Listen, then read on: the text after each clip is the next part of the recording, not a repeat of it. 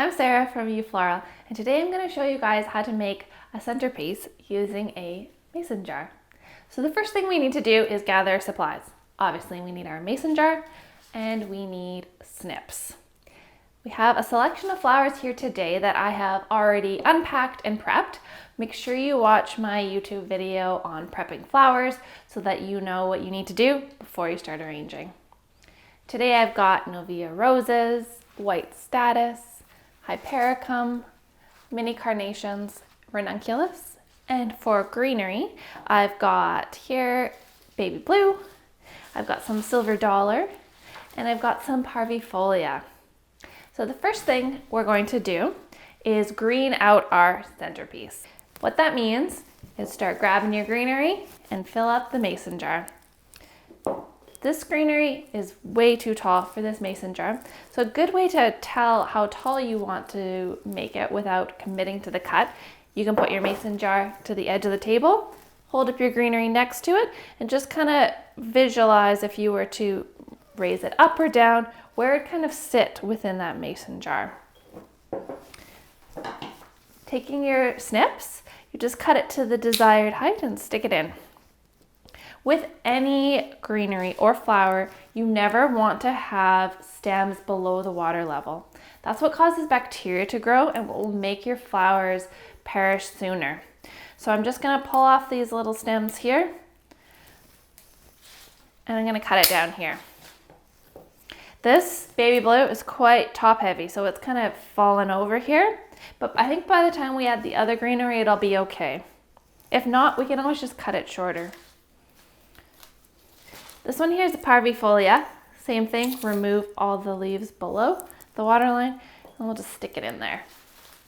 Parvifolia is an awesome greenery because it's super upright and it lasts a long time, so you don't have any drooping that occurs.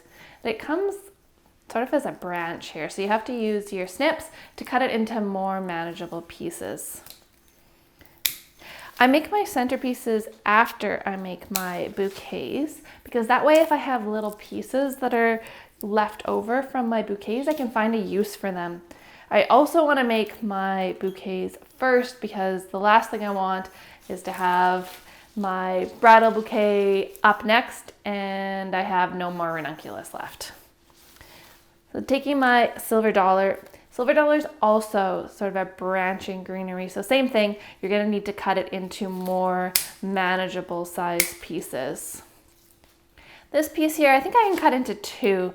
If I were to just cut it here, I would have these falling below the water line. So I'm going to make this into two pieces. You can see here it's starting to have a little bit of shape. And I need to add in some more baby blue. This one's way too long, so I'm just gonna cut it in half here. The fun thing about baby blue is, even though I cut it like that, I still think both these pieces are still super cute. So I'm gonna use both.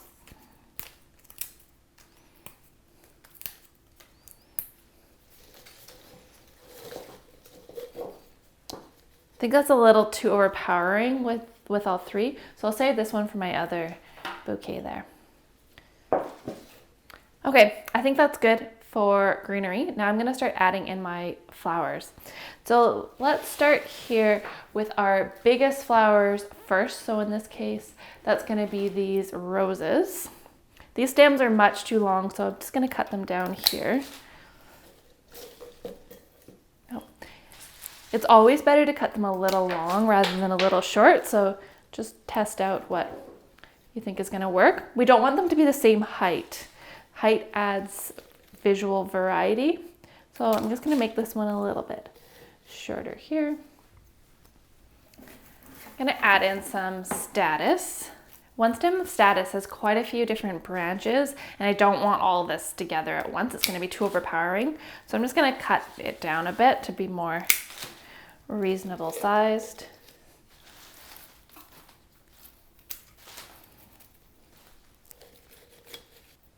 Perfect.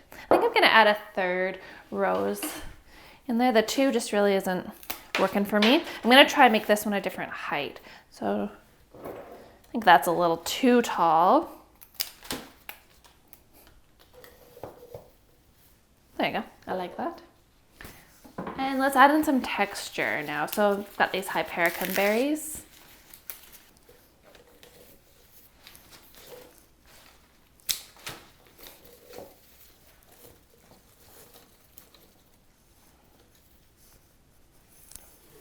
And our mini carnations. I just feel like this carnation has a bit too much going on, so I'll just pull out some of it to give it a more muted appearance there. Add in these Ranunculus. If you are choosing to use Ranunculus, they might need to be wired because they have a tendency to be droopy. So I have a video on YouTube about that you can check out if you choose to go with Ranunculus. So I think I've got the general gist of it here. I kind of made it one-sided, so we probably should do something on the back side here because on a table centerpiece there's going to be people sitting on the other side as well. So we do the same sort of idea, but just do it now from the back side just to make sure there's no holes in it.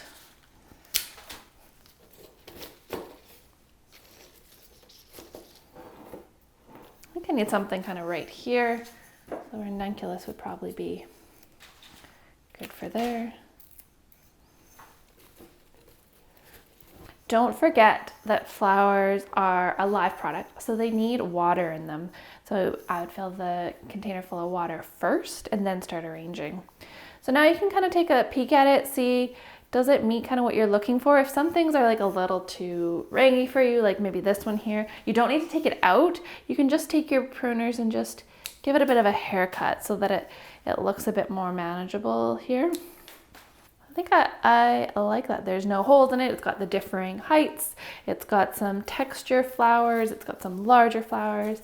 So I think that I'm gonna call this one done for my mason jar centerpiece. Thanks for watching. If you have any questions, comment below and visit youfloral.ca for your DIY flower needs.